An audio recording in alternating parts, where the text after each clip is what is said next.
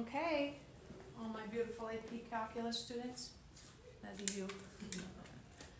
Okay, we're going to find all the extrema on the interval between 0 and 2 pi, including 0 and 2 pi, so we have a closed interval for the function f of x equals sine x plus cosine x. This is a relatively easy problem to do, even though I know it's intimidating with the trig functions, but they're easy trig functions.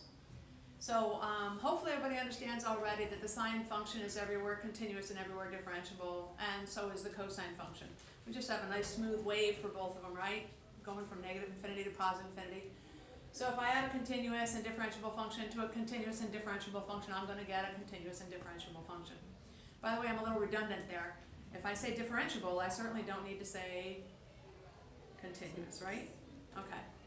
So anyway, in order to find the extrema, I first have to find the critical numbers. And the critical numbers are any x values in the domain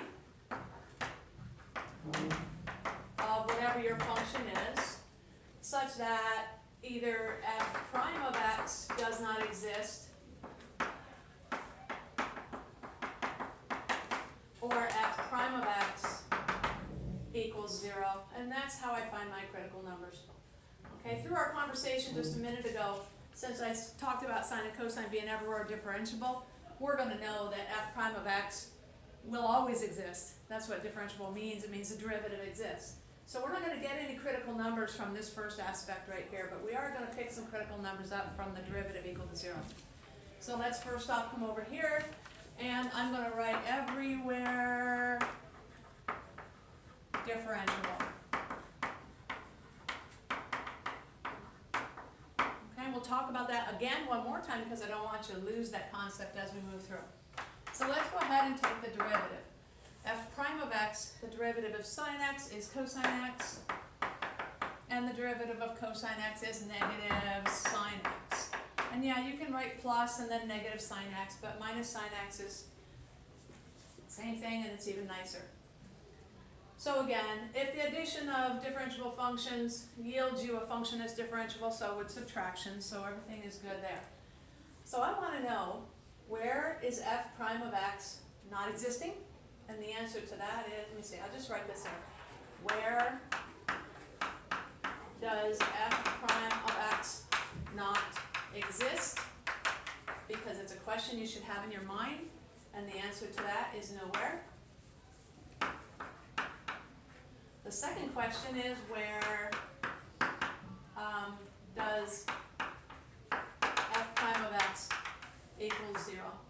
So we're going to put a 0 right in here. We're going to say 0 equals cosine of x minus sine of x. I need you to be intuitive for just a minute here. You're going to subtract two things and get 0 for an answer. The only way you're going to get 0 for an answer when you're subtracting two things is if those two things are identical, I hope. Like 5 minus 5 equals 0, 8 minus 8 equals 0, 12 minus 12 equals 0. The only way you're going to get 0 out of subtracting two things is if those two things are absolutely identical. Okay, I'm going to add sine of x to both sides of the equation just to get something other than a 0. And this tells me that the two functions have to be identical wherever the derivative is equal to 0. So you should know off the top of your head what values make the sine and the cosine the same thing. So if you think about it a little bit, the sine function is the opposite leg compared to the hypotenuse. The cosine function is the adjacent leg compared to the hypotenuse. If the sine function and the cosine function evaluate to be the same thing from the same angle, it must mean that the opposite leg and the adjacent leg are the same thing. So this has to happen in a 45-degree reference triangle with a 1, 1, root 2 ratio of the sides. Does that make sense? Okay. Sine and cosine are both positive in quadrant 1, so we could be in quadrant 1. And sine and cosine are both negative in quadrant 3, so we could be in quadrant 3. We can't be in quadrant 2 because the sine is positive in quadrant 2, but the cosine is negative, and we can't be in quadrant 4 because the sine is negative there, but the cosine is positive. So they're opposites of each other. So I'm going to give you a little something more to look at and think about. Go back to your unit circle for a moment. In your unit circle, yeah, you have this point here, 1, 0, you have 0, 1, you have negative 1, 0, and you have 0, negative 1. I usually love the unit circle for quadrantal angles like that. However, I want to find values where the sine and cosine are the same. If you recall your unit circle, coming up here smack dab in the center, that value right here is the square root of 2 over 2, comma, square root of 2 over 2. And that is where you have your 45-degree reference triangle.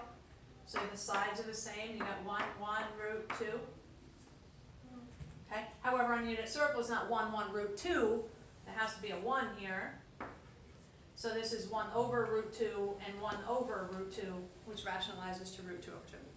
So this is a 45-degree reference angle right here, where the sine and the cosine are absolutely identical. And I could write root 2 over 2 and root 2 over 2. My worry is that you're not seeing that on the video. That's okay. So in quadrant 1, at pi over 4, the sine and cosine are identical. Again, in quadrant, what are they identical? Down in quadrant 3, they're going to be identical. So if I come down here into quadrant 3, sine and cosine are now identical. They just happen to both be negative. Very good. This is still a 45-degree reference triangle in quadrant 3. So you should know the pi measurement from that. Anybody? This is 1/4 pi, 2/4 pi, 3/4 pi, 4/4 pi, 5/4 pi, or 5 pi over 4. So this is 5 pi over 4. So these are the two values here where the between 0 and 2 pi, okay, only within one revolution or within one rotation of the unit circle. So my x value could actually equal pi over 4, or x could equal 5 pi over 4.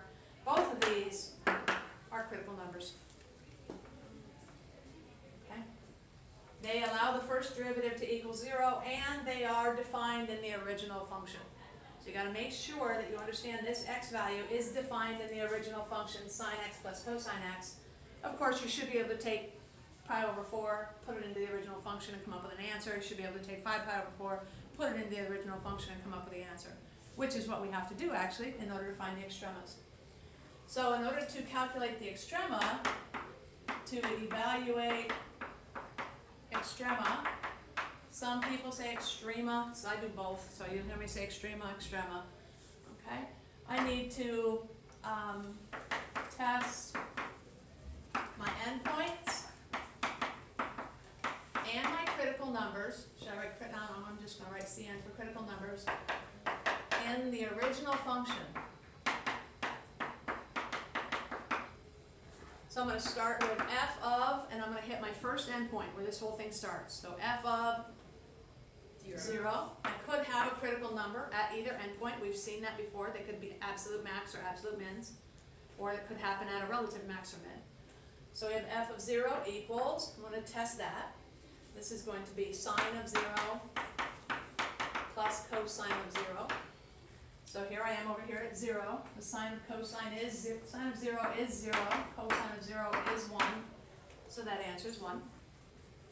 I'm now going to take the first radian measurement that comes in play between 0 and 2 pi, which is pi over 4.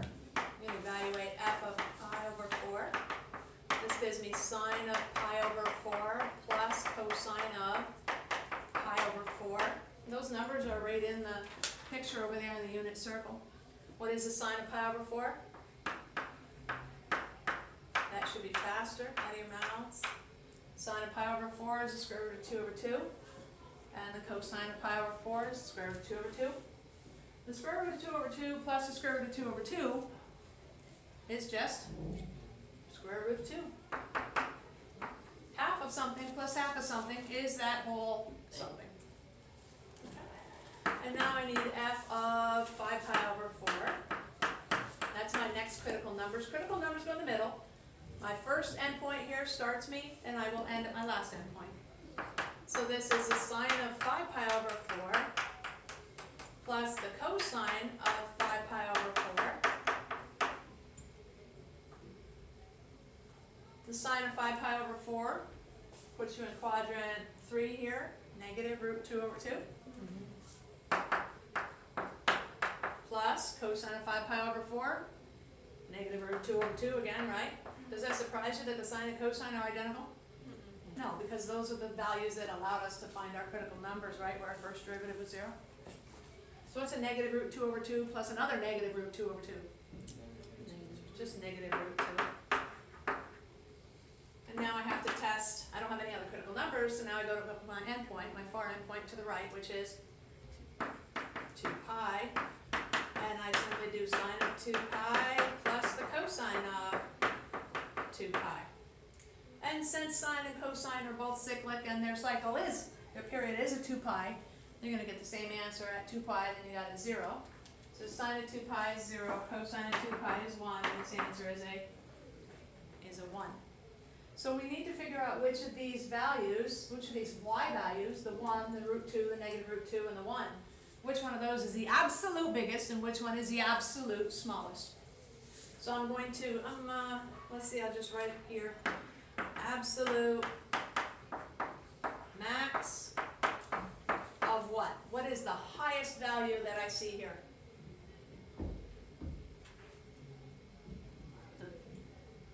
Not sure? What's bigger, 1 or root 2? Okay, well 1 is the square root of 1. So let me ask you again, what's bigger, the square root of 1 or the square root of 2? 2. Right. And the square root of 2, you should know off the top of your head, is approximately 1.4. Okay? So you should have that off the top of your head so that you can do these approximations. But we should all know that the square root of 2 is bigger than the number 1. All right? So the absolute max of the square root of 2, and that occurs at x equals what? At pi over 4. And I'm also going to have an absolute what? Min of what? What's my lowest number? Negative square root of 2. And when does that occur? At x equals 5 pi over 4. Make sure you're distinguishing that you're telling an x value. Max and mins are y values. They're the highest and the lowest. When we talk high and low, we're talking y values up and down like the y-axis. And that finishes up our problem. We have calculated the absolute max and the absolute min. If you are given a closed interval, the extreme value theorem guarantees that you will have an absolute max and min, given, of course, the closed interval and the fact that the function itself has to be continuous. Okay? We talked about the function being differentiable. Any function that's differentiable is automatically continuous. Good to go? Any clarification needed anywhere? All right. Town out?